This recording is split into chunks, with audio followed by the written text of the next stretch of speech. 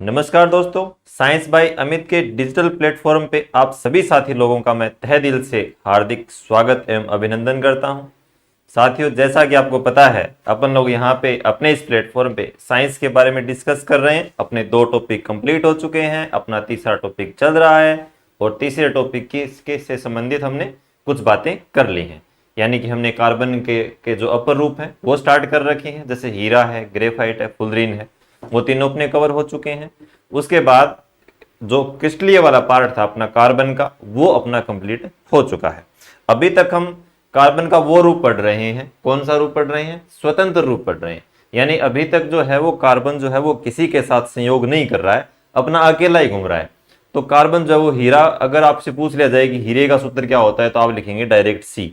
यानी कि अगर आपको फॉर्मूला भी पूछ लिया जाए ना कि आप बताइए कि अगर क्वेश्चन इस तरह से आए कि हीरे का और अणुसूत्र क्या होता है,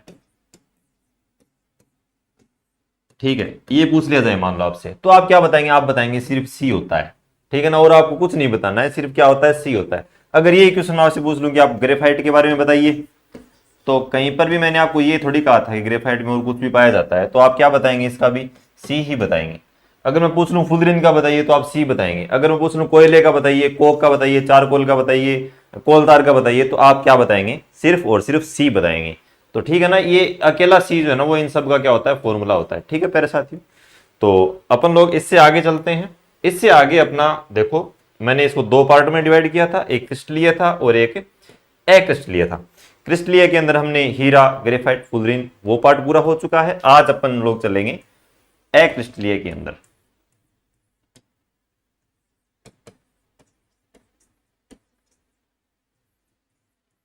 अक्रिस्टलीय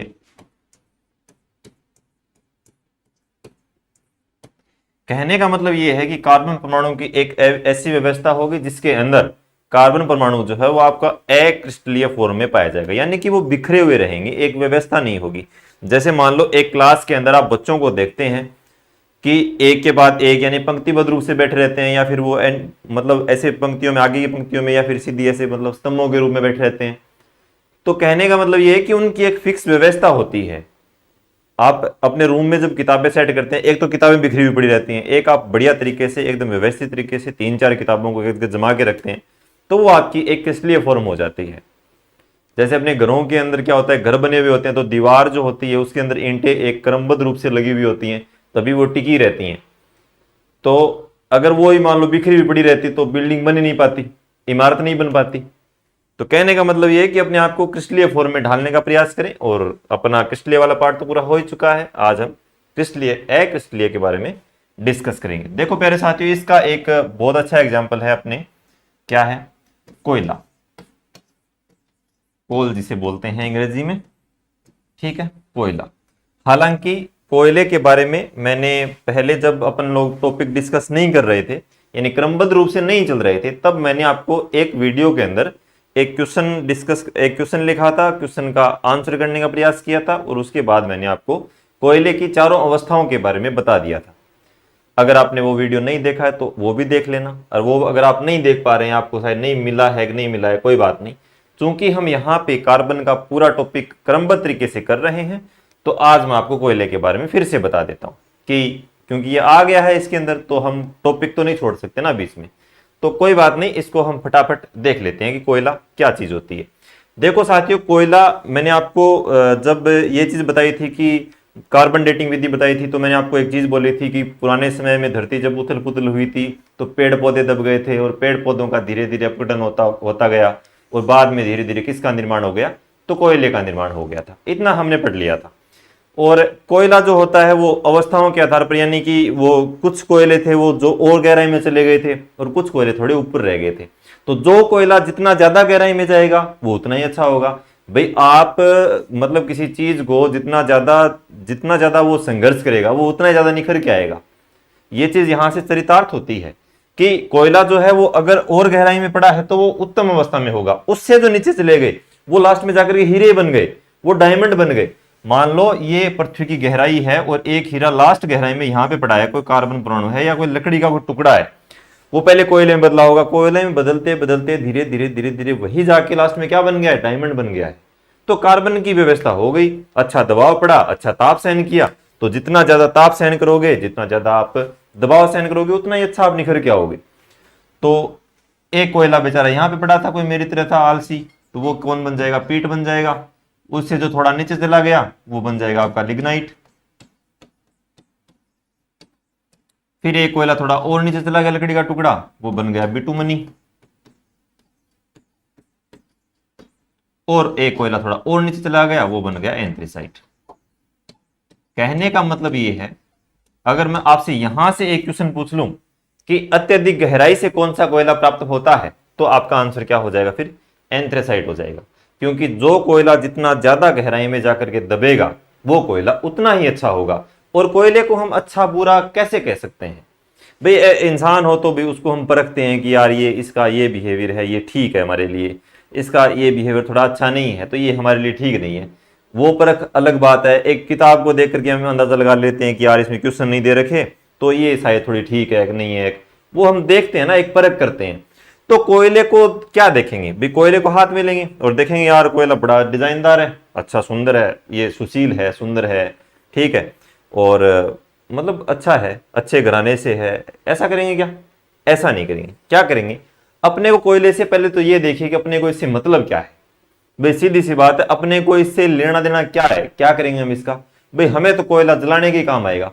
और ऐसा तो है नहीं कि कहीं पे इसकी मतलब इसको मंडा के सीनरी लगवाएंगे कि यार कमरे में थोड़ा अच्छा लगता है, और ये कोयले को आप कांच के भीतर जड़वा के रखेंगे, ऐसा है क्या? ऐसा नहीं है।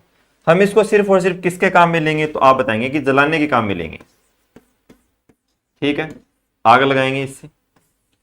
अब दो तरीके हैं, आग लगेगी तो क्या होगा, धुआं तो आएगा,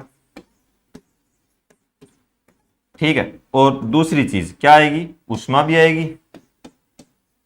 भाई आपने कोयला जलाया है तो कोयला कुछ आपको धुआं देगा और कुछ आपको क्या देगा, हीट देगा या ऊष्मा देगा। अब धुआं देगा तो धुएं देने के भी दो तरीके हो सकते हैं, या तो वो थोड़ा कम धुआं दे या वो बहुत ज्यादा धुआं दे। ऊष्मा के भी दो रूप हो सकते हैं, या तो वो कम ऊष्मा दे और या फिर वो कौन सी ऊष्मा दे आपको, ज्यादा ऊष्मा दे।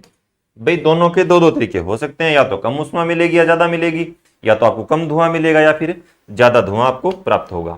अगर आपको धुआं भी कम मिल रहा है और ऊष्मा कम मिल रही है, ठीक है, इस आधार पे हम इन कोयलों को डिवाइड कर लेते हैं। अब एक कोयला आपने लिया, वो धुआं तो दे रहा है बहुत ज्यादा और ऊष्मा दे रहा है आपको बहुत कम, ठीक है। भाई धुएं का नहीं तो आंख फोड़ दे, आंच आवे को नहीं जमाई, इसको कोयलो अपने के काम को, वो कोयलो कौन सा है, वो है थारो पीठ। यानी एक कोयले की ऐसी अवस्था जिसमें ऊष्मा तो क्या होती है, कम होती है, और धुआं क्या होता है, ज्यादा होता है, तो वो कोयला कौन सा है, आपका पीठ है। तो इसका वैसे तो स्क्रीनशॉट लेने जैसा कुछ है नहीं इसमें, लेकिन अपन लोग क्रमबद्ध तरीके से पहला कोयला स्टार्ट करते हैं। अपना पहला है अपना पीठ।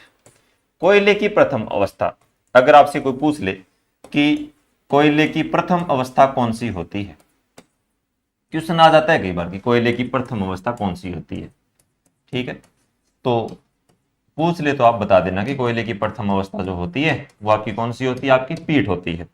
हालांकि इतना कोई इंपॉर्टेंट क्वेश्चन नहीं है प्रथम अवस्था वाला, इसमें से कोई क्वेश्चन बनता है तो वो बनेगा आपका कार्बन की प्रतिशत मात्रा का, ये थोड़ा इंपॉर्टेंट रहता है, कार्बन की प्रतिशत मात्रा।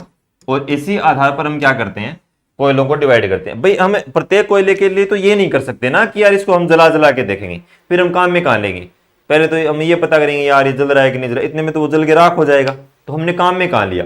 तो हम क्या करेंगे, दूसरा अल्टरनेट जो तरीका था वो हमने ये निकाला कि यार हम ये करते हैं, कार्बन की प्रतिशत मात्रा चेक कर लेते हैं। तो कार्बन की प्रतिशत मात्रा जब हमने पीट कोयले के अंदर चेक करी तो वो कितनी निकल के आई, तो वो बोले कि 60% के आसपास इसमें होता है, ये माइनस नहीं है, बराबर का चिन्ह, ठीक है ना। तो 60% के आसपास निकल करके आती है कि यार 61% के आसपास, और पीट कोयले में आपकी कार्बन की प्रतिशत मात्रा पाई जाती है। बाकी अलग पदार्थ पाए जाते हैं उसके अंदर, कोई धूल मिट्टी के कण हो सकते हैं, यानी कि वो फॉर्मूले के अंदर ऐड नहीं होंगे, कोई एक एक्स्ट्रा ऐसा भी पदार्थ नहीं होगा जो हम उसके साथ उसकी गिनती कर सकें कि यार ये इसमें सहयोग कर रहा है। सहयोग करने वाले तो कार्बन आपका 60% ही होगा, बाकी जो जलवाष्प बच गई वो धुआं बनाने में काम आ जाएगी और अलग बातें हैं। ठीक है। अब देखो पूछ लेता है कि इसका रंग कैसा होता है, तो रंग इसका धूसर टाइप का इसका कलर होता है। भूरा नहीं बोल सकते आप, धूसर बोल सकते हो, यानी कि लाइट ब्राउन टाइप का धूसर कलर आप जानते होंगे। तो धूसर इसका क्या होता है, कलर होता है। अब बात करूं मैं उष्मा की, कि भाई उष्मा कितनी देगा ये, तो उष्मा तो ये क्या देगा, बहुत ही कम देगा। और मैं अगर धुएं की बात करूं, धुआं कितना देगा, तो धुआं तो सर्वाधिक देगा, धुआं देगा अत्यधिक। आंख फूट जाएंगे जे कन्ने बालड़ा बैठ जाओ, तो धुआं क्या देगा, ये अत्यधिक देगा। इस आधार पर हम इसके बारे में एक अवधारणा बना लेते हैं। क्या अवधारणा बना लेते हैं कि ये जो कोयला है आपका, कौन सा कोयला, पीट, ये सर्वाधिक घटिया किस्म का कोयला है। ये नहीं यार, ये तो काम में हम नहीं लेंगे भैया, ये तो घटिया है। आपने सस्ता तो दिया, लेकिन ये क्या दे दिया आपने, घटिया है, सर्वाधिक घटिया किस्म का कोयला। अब घटिया बोल दो, आप निम्न श्रेणी का बोल दो, ठीक है, एकदम गरीब आदमी है बेचारा, बहुत ही निम्न श्रेणी का है, ठीक है ना, सर्वाधिक घटिया किस्म का कोयला है। और इसके पास ऐसा वैसा कुछ है ही नहीं बेचारे के पास, क्योंकि इसके पास 60% थे। तो हमने इसके बारे में अवधारणा ये बना ली कि ये धुआं बहुत ज्यादा दे रहा है, तो ये क्या है, अत्यधिक घटिया किस्म का कोयला है। हम कोयले के बारे में पढ़ रहे हैं, इन बातों को और लेकर के न जाए, ठीक है ना। तो कोयले की प्रथम अवस्था है, कार्बन की प्रतिशत मात्रा 60% होती है, रंग इसका धूसर रहता है, ऊष्मा ये कम देता है, धुआं अत्यधिक देता है, सर्वाधिक घटिया किस्म का कोयला है, और ये निम्न श्रेणी का कोयला है। ये छोटी छोटी इसके बारे में बातें हैं, ठीक है। अब देखो अगले कोयले के पास चलते हैं, आप इसका स्क्रीनशॉट ले सकते हैं। देखो दूसरा कोयला है आपका लिग्नाइट। इसके बारे में कुछ तथ्य आते हैं, और क्वेश्चन बनने की जो संभावना होती है वो यहां से हो जाती है। देखो लिग्नाइट कोयला, कोयले की दूसरी अवस्था है ये। तो 2 नंबर पे जो कोयला प्राप्त होगा आपको, वो कौन सा हो जाएगा, वो हो जाएगा आपका लिग्नाइट, दूसरी अवस्था है कोयले की। अब फिर पूछ लूं मैं आपसे वही बात कि कार्बन की प्रतिशत मात्रा कितनी होती है, तो आप कितनी बताएंगे, इसमें 60 से लेकर के और 67% के आसपास इसमें कार्बन पाया जाता है। इस कोयले की एक विचित्र बात यह है कि जब आप इसे नग्न आंखों से देखते हैं, यानी कोयले को हाथ में लेकर के जब आप उसे देखेंगे, तो आपको उसकी काष्ठ कोशिकाएं जो होती हैं, यानी कि कोयला जिन लकड़ी से बना है, वो आपको नग्न आंखों से स्पष्ट रूप से दिखाई देती हैं।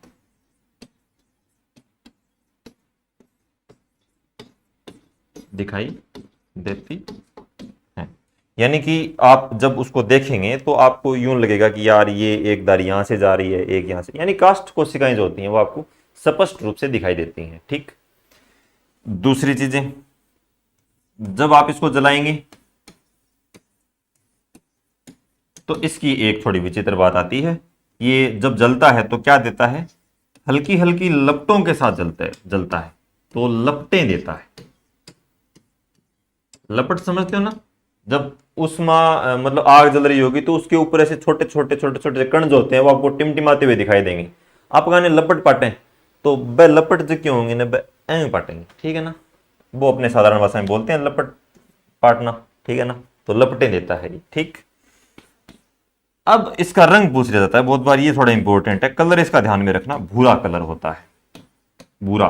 तो सीधा आपसे पूछा जाएगा कि भूरे रंग वाला कोयला कौन सा होता है, तो आपका होता है लिग्नाइट। स्क्रीनशॉट ले सकते हैं। और रही बात उष्मा की और जलाने की, तो उष्मा ये तो पीठ से थोड़ी सी ज्यादा, धुआं भी देगा लेकिन पीठ से थोड़ा कम, आगे वालों से थोड़ा ज्यादा। तो इसके बारे में धुआं और वो वाले क्वेश्चन नहीं आएंगे। मेनली जो इसका क्वेश्चन बनता है वो तो एक तो ये बनता है कि काष्ठ कोशिकाएं, और दूसरा इसके कलर से संबंधित जो है ना वो बात पूछ ली जाती है बहुत बार कि भूरे रंग वाले कोयले के नाम से कौन सा कोयला विख्यात है, तो एक ये कोयला ध्यान में रखना है। इसके ऊपर आधारित अपना जो बीकानेर है, बीकानेर के अंदर एक स्थान पड़ता है पलाना, वहां पे एक ताप विद्युत परियोजना है जहां पे कोयले से क्या बनाई जाती है, बिजली बनाई जाती है। तो ये थोड़ा आपका जीके का क्वेश्चन है, ठीक। आगे चलते हैं। देखो 3 नंबर जो कोयला है आपका, नंबर 3 है आपका बिटुमनी। बिटुमिन्स कई जगह आपको लिखा हुआ मिलेगा, बिटुमनी बोलो बिटुमिन्स बोलो एक ही बात है, कोई इस बात से फर्क नहीं पड़ेगा। इस कोयले का एक अन्य नाम और भी है, भाई ये छोटा है अपना क्या है, बिट्टू है। बिट्टू कहाँ पे पैदा होता है, घर में पैदा होता है, तो ये घर का कोयला है भैया अपना, ठीक है ना। घर के बच्चे को क्या बोलते हैं, बिट्टू बोल देते हैं, तो ये बिट्टू कहाँ का है, घर का है, तो ये घर का कोयला है प्यारे साथियों। अब बिट्टू का कलर कैसा है, तो बिट्टू जब पैदा हुआ तो इसका कलर था एकदम ब्लैक, तो ये काला है एकदम, ठीक है। तो पहले तो कालू बोलते थे, तो लेकिन बाद में बोला, ये नाराज होने लग गया कि यार मेरे को कालू मत बोला करो, तो इन्हें लोगों ने कहा कि चलो ठीक है, इसको हम क्या बोल देते हैं, बिट्टू बोल देने लग जाते हैं, तो थोड़ा अच्छा लगता है नाम, ठीक है ना। तो बिट्टू रंग कैसा होता है, रंग इसका मेरी तरह एकदम से क्या होता है, काला होता है, ठीक है ना। अब देखो आगे चलो, फिर बात करते हैं ज्वाला की। इससे सॉरी, पहले कार्बन की प्रतिशत मात्रा की बात कर लेते हैं, फिर आपके अच्छा समझ में आएगा। कार्बन की प्रतिशत मात्रा, इतना बड़ा कोई टॉपिक है नहीं है, अब कर देंगे देखो इसको पूरा। कार्बन की प्रतिशत मात्रा होती है इसमें 80 से लेकर के 87, यानी कि 87% तक इसमें कार्बन आपको मिलेगा, ठीक है ना। और काले रंग तो होता ही है। ज्वाला की बात कर लेते हैं, तो ज्वाला इसकी आप याद रखना पीली ज्वाला के साथ जलेगा। किस कलर की ज्वाला देगा ये, पीली ज्वाला के साथ जलेगा। ऐसे नहीं याद रहे तो ऐसे याद रखो कि बिट्टू है, वो जब पैदा होगा तो उसकी वो अपने ओढ़ते हैं ना, पीड़ा ओढ़ते हैं, है ना, तो वो पीली ज्वाला होती है, तो याद रह जाएगा। याद रखने का एक तरीका है अपना अपना। तो वैसे भी छोटे बच्चे का तो इस पीले कलर के साथ कुछ ज्यादा रिलेशन होता है। हाँ, तो ये ज्यादा एक्सप्लेन करने की जरूरत नहीं है, अब आप समझ गए होंगे, ठीक है ना। तो बिटुमनी कोयला घर का कोयला, रंग इसका काला, कार्बन की प्रतिशत मात्रा 80 से 87%, और ये पीली ज्वाला के साथ जलता है, ठीक है। आगे चलो, नेक्स्ट अपना एंथ्रेसाइट, लास्ट सबसे बेस्ट एंथ्रेसाइट। बहुत बार पूछा गया क्वेश्चन है, फिर भी आ जाता है बहुत बार, क्योंकि इंपॉर्टेंट चीज है, इंपॉर्टेंट चीजों से क्वेश्चन तो आएंगे ही आएंगे, अपने आप में स्पेशल है। उच्च किस्म का कोयला, ठीक है, सर्वश्रेष्ठ बोल दो, इसकी जितनी तारीफ की जाए उतनी कम है। सर्वश्रेष्ठ किस्म का कोयला है, उच्चतम किस्म का कोयला है ना, इसकी आप बड़ाई जितनी करो ना उतनी कम है। बहुत अच्छा है बेचारा। अच्छा कैसे है, अच्छा गुणों से है। अच्छा किससे है, गुणों से है। पहले तो इसके कलर की बात कर लेते हैं, रंग कैसा होता है, तो कोयले का रंग तो वैसे भी काला ही होता है, लेकिन ये काला है और अपने गुणों के कारण चमकता है, तो काला चमकीला, एकदम ब्लैक डायमंड की तरह ये चमकता है, ठीक है ना। तो काला क्या है, ये चमकीला है, एकदम हीरे जैसे चमकता है, काला चमकीला होता है। फिर बात करते हैं कार्बन की, अपने वही बात कार्बन की प्रतिशत मात्रा की, तो आप बताएंगे 90 टू 98%, 90 से लेकर के 98% तक इसमें कार्बन पाया जाता है, ठीक है ना। इसमें इसके बीच में कोई भी रेंज आए, जैसे 95, 96, 97, ठीक है ना। अब कहीं पे ये भी आ जाता है कई बार कि 99% कार्बन किसमें पाया जाता है, तो आप एंथ्रेसाइट के बारे में ही बताएंगे कि 99 होगा, तो इससे ऊपर तो कुछ है ही नहीं भाई। जब 100 ही हो जाएगा तब तो वो डायमंड ही बन जाएगा। तो इसके अंदर क्या है, 98% तक इसमें कार्बन की प्रतिशत मात्रा होती है। मोस्ट इंपोर्टेंट क्वेश्चन है, जलाने पे ज्वाला पूछ जाती है इसमें। जलाने पर ये किस ज्वाला के साथ जलता है, तो एकदम ब्लू नीली ज्वाला के साथ ये जलता है। कैसी ज्वाला के साथ जलता है, नीली। वैसे भी आप देखेंगे कि अपने क्या होता है कि किसी भी वस्तु को जलाने के लिए कौन सी गैस की आवश्यकता पड़ती है, तो ऑक्सीजन गैस की आवश्यकता पड़ती है। और ऑक्सीजन गैस की उपस्थिति किस बात से पता चलती है, कि अगर उष्मा के जो भी आपकी ज्वाला है उसके चारों ओर अगर आपको नीली पट्टी दिखाई देती है, तो इसका मतलब वहां पे ऑक्सीजन गैस क्या होती है, उपस्थित होती है, ठीक है ना। तो वैसे भी याद रह जाएगा, जहां पे अच्छी उष्मा निकल रही होगी वहां पे हमेशा आपको नीली ज्वाला ही दिखाई देगी। तो ये और ये उष्मा, तो उष्मा के बारे में तो आप बता ही देंगे कि उष्मा तो ये सर्वाधिक देगा, यानी अत्यधिक देगा, बहुत ज्यादा देगा, सर्वाधिक, ठीक है ना, ये सर्वाधिक है। और धुआं, धुआं न के बराबर, यानी कि न्यूनतम, धुआं न्यूनतम देगा और उष्मा क्या देगा, सर्वाधिक होगा। तो ये कोयले के बारे में कुछ बातें थी। आप इसका एक हल्का सा चार्ट बना लेंगे, एक तरफ आप कोयला लिख लें, फिर उसका कलर, उसके कार्बन की प्रतिशत मात्रा, उसकी ज्वाला, उसके उपनाम क्या है, वो सारी चीजें आप एक सारणी में भी लिख सकते हो। इतना बड़ा कोई मैटर है नहीं, मैं थोड़ा सा बता देता हूं, आपको आइडिया दे दूं। यहाँ पे आप लिखेंगे पीठ, तो आप एक पेज में कर पाएंगे, 1 मिनट का खेल है। पीठ, आप यहां पे लिखेंगे लिग्नाइट, यहां पे आप लिखेंगे बिटुमनी, ठीक है, यहां पे आप लिखेंगे एंथ्रेसाइट। तो इतना ज्यादा मैटर आपको लिखने की आवश्यकता ही नहीं है। सबसे पहले आप क्या देखेंगे, इसका रंग देखेंगे। रंग देख करके इसके गुणों का निर्धारण कर लेते हैं। ये थोड़ा सा बता देता हूं आपको। रंग, मैंने आपको पेट का क्या रंग बताया था, तो आपने को बताया था धूसर। और लिग्नाइट का आपको क्या बताया था, भूरा कोयला। बिटू मैंने आपको बताया था हल्का काला। काला बोल दो, हल्का काला बोल दो, एक ही बात है, लेकिन काला कलर होता है। और इसका काला चमकीला। कहीं ये बोल दो कि सर आप वहां पे तो आपने हल्का नहीं लिखा था, ठीक है ना, वो वाली बात नहीं है। आगे देखो, फिर आप बोल दो कि कार्बन की प्रतिशत मात्रा देख लो यहाँ पे आप, थोड़ा आगे और कर दो इसको, ये लो। कार्बन की प्रतिशत मात्रा कितनी होती है, तो आप बताएंगे इसमें 60, इसमें 67 तक होती है, इसमें 80 से 87 होती है, और इसमें 98 यानी कि 90 से 98 होती है, ठीक है ना। ये आपका हो गया कंप्लीट। और इसके बाद आप ज्वाला देख लो, यानी कि अब आप बिटुमनी क्या कि यहाँ पे लिख लेंगे, आप पीली ज्वाला के साथ जलता है, और ये आपका नीली ज्वाला के साथ जलता है, ये आपको लपटें देता है, ठीक है ना। इस प्रकार से आप इस सारणी को पूरा कर सकते हैं, ठीक है ना। ये ज्वाला लिख लो यहाँ पे, ठीक है। तो इस प्रकार से आपकी छोटी छोटी बातें हैं। अब बिटुमनी में कहीं पे आप लिख लेना आगे घर का कोयला है ये, यानी कि एक छोटी सी सारणी बना लेना, और जब आप लास्ट में आप देखेंगे तो आपको शायद 20 सेकंड या 30 सेकंड लगेंगे जोर मार के, ठीक है ना। तो आप पूरा कोयला जो है वो आपका एकदम कंप्लीट हो जाएगा। तो ज्यादा इसके अंदर कोई रटने वाली कोई बात नहीं है। एक क्वेश्चन आपका ये मान के चलिए कि कोयले से कोई ना कोई क्वेश्चन तो आना ही है। कोई भी कम्पिटिटिव एग्जाम ले लो, कोयले से क्वेश्चन आता ही आता है, चाहे वो डी ग्रुप का ही हो, डी हो, एलडीसी हो, फर्स्ट ग्रेड सेकंड ग्रेड, सब में आता है ये, ठीक है ना। लेब असिस्टेंट में भी आ जाता है कई बार, तो देख लेना एक बार, ठीक है ना। इसके बाद चलो हम अपन लोग थोड़ा सा आगे चलते हैं। ये तो अपने वैसे भी पीछे एक वीडियो पढ़ा था उसमें था, थोड़ा आगे चलते हैं। इससे अपना अकेशलीय रूप से चल रहा है। उसके बाद एक मैंने नाम लिखा था कोक, लिखा था। एक मैंने कहीं पे लिखा होगा चारकोल। तो आज हम चारकोल और कोक की बात और कर लेते हैं, टाइम मिलेगा तो आगे हम और चल लेंगे, ठीक है।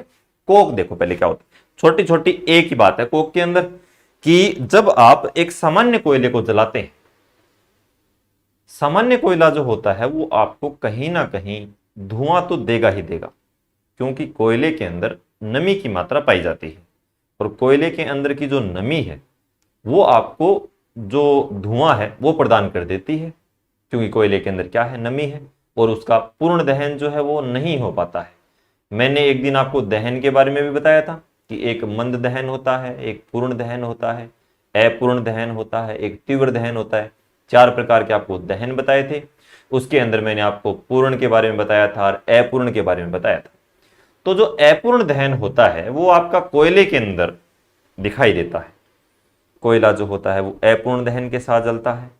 कहने का मतलब ये है कि आपको अवशेष के रूप में राख भी मिलती है और आपको धुआं भी मिलता है, तो इसका मतलब वहां पे अपूर्ण दहन होता है, ठीक है ना।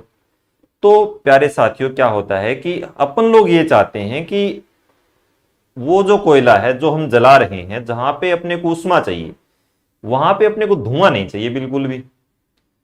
तो क्या करेंगे, धुआं नहीं मिले ऐसा कोई इलाज, भाई एक इलाज तो ये है कि आप घर पे एलपीजी का कनेक्शन करवा लो।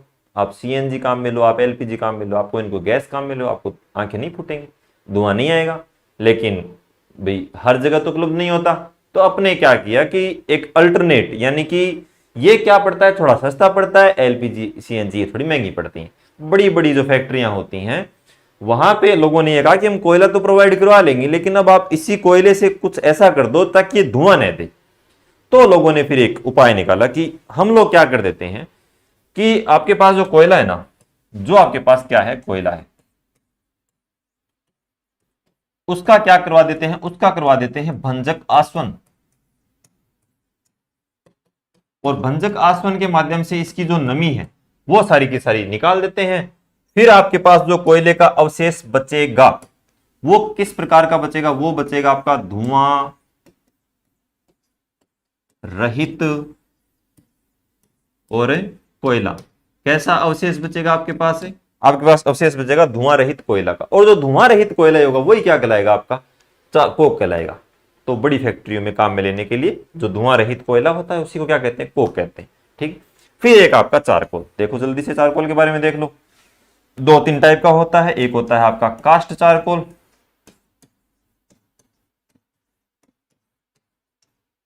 ठीक है, एक होता है आपका चीनी का चारकोल, एक होता है आपका हड्डी का चारकोल। सबके अलग अलग यूज होते हैं, ठीक है ना। हड्डी का चारकोल दवाइयां बनाने में काम आता है, चीनी का चारकोल भी अलग जगह पे काम आता है, कास्ट वाला अलग जगह पे काम आता है, ठीक है ना। ये दोनों के कुछ सिमिलर उपयोगी होते हैं वैसे कास्ट वाले और चीनी वाले के तो, लेकिन जो हड्डी वाला होता है उसका दवाइयों के निर्माण में, यानी जहां पे कैल्शियम की आवश्यकता पड़ती है वहां पे इसको काम में लेते हैं। कास्ट चारकोल जो होता है उसका एक एग्जाम्पल मैं आपको बता देता हूं। आपने सिगरेट देखी होगी, ठीक है, ये आपकी है सिगरेट,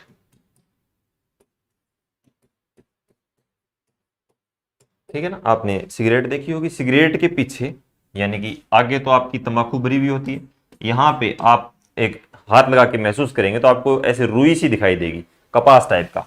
वो जो कपास टाइप का आपको दिखाई देता है वो होता है आपका चारकोल। अब आप बोलेंगे यार ये क्यों लगा दिया भाई आपने, आप तो इतने दिन गुमराह कर रहे थे, हम सोच रहे थे रुई है। रुई नहीं है, वो क्या है प्यारे साथियों, चारकोल है। लगाते क्यों है प्यारे साथियों, आपने एक टीवी में ऐड देखा होगा, ये है पॉन्ड्स व्हाइट क्रीम, इसमें है एक्टिवेटेड कार्बन, ऐसा कुछ आता है ना नाम। हाँ, तो वो जो एक्टिवेटेड कार्बन है, जो एक्टिवेटेड सक्रिय कार्बन होता है उसी को बोलते हैं चारकोल। चारकोल क्या करता है प्यारे साथियों, चारकोल को गैसों का, किसका, जितनी भी गैसें हैं, गैसों का सबसे अच्छा अवशोषक माना जाता है। गैसों का सबसे अच्छा और क्या मानता है, अवशोषक, यानी कि गैसों का शोषण कर लेता है ये। जहां पर भी गैस इसको दिखाई देती है वहां पे ये क्या कर लेगा, गैस को अवशोषित कर लेगा, और गैस को अवशोषित करके उस वातावरण को गैस रहित बना देगा, अपने अंदर गैस को समाहित कर लेगा। अब जो सिगरेट है वो जहरीली गैस तो देती है, क्योंकि निकोटीन होता है, वो जलेगा, धीरे धीरे जलेगा तो अपने शरीर के अंदर क्या जाएगा, जहरीली गैसें जाएंगी। अब कंपनी वाले क्या करते हैं बेचारे, ऊपर लिखते हैं कि तंबाकू से कैंसर होता है, लेकिन अपने यहाँ पे रुकने वाले कौन है, कंपनी वालों में कौन माने, ये ऐसे ही बना रहे हैं, नहीं होता कैंसर वैंसर कुछ नहीं होता, खूब दबा के पियो कोई बात नहीं, ठीक है ना। हाँ देखो क्या देगी, ये जहरीली गैस देगी, तो लोगों ने सोचा कि यार ये तो मरने के लिए पैदा हुआ है, ये तो मरेगा, लेकिन अपने क्या करो ये थोड़ा धीरे धीरे मरे, एक साथ नहीं मरे, इसके लिए पीछे क्या लगा दो, चारकोल लगा दो। तो पीछे क्या लगा दिया प्यारे साथियों, चारकोल लगा दिया। चारकोल क्या करेगा, आपकी जहरीली गैसों को अपने अंदर अवशोषित कर लेगा, और आपको जो गैस मिलेगी वो थोड़ी सी कम जहरीली गैस आपको मिलेगी। नुकसान तो होगा लेकिन उतना नुकसान नहीं होगा जितना एक सीधी पीने से होना चाहिए, है ना। तो ये चारकोल आपकी थोड़ी सी सुरक्षा कर देता है, ताकि जो इंसान जो सिगरेट पीते हैं वो इससे थोड़ा सा बच सके, ठीक है ना। तो ये क्या होता है, गैसों के अवशोषक के रूप में उपयुक्त होता है। इसके अलावा एक हम चीज पढ़ते हैं, मैंने आपको एक चीज बताई, यदि पानी से बदबू आ रही हो, मान लो पानी से क्या आ रही हो, बदबू आ रही हो, तो आप किसका उपयोग करेंगे, तो आप पानी के अंदर क्या डालेंगे, चारकोल डालेंगे। क्या डालेंगे पानी के अंदर, चारकोल डालेंगे। पीछे मैंने आपको एक चीज बताई थी, जब मैंने आपको विरंजक चूर्ण के बारे में बताया था, तब मैंने आपको बोला था कि जब पानी में जीवाणु पड़ जाएं तो अब तब अपन लोग क्या डालते हैं, विरंजक चूर्ण डालते हैं। यदि पानी से स्मेल आ रही हो, पानी से बदबू आ रही हो, तो हम क्या डालते हैं, उसके अंदर चारकोल डालते हैं। और यदि पानी के अंदर धूल मिट्टी के कण पड़े हों तब अपन लोग क्या डालते हैं, फिटकरी डालते हैं। तो फिटकरी वाला पार्ट तो अपने आगे आएगा, आपको टेंशन लेने की आवश्यकता नहीं है।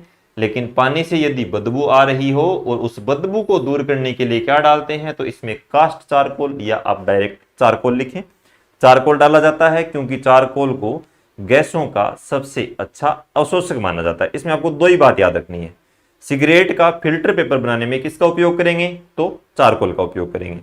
पानी से यदि बदबू आ रही हो तो उस बदबू को दूर करने के लिए किसका उपयोग करेंगे, तो आप बताएंगे किसका उपयोग करेंगे, चारकोल का उपयोग करेंगे।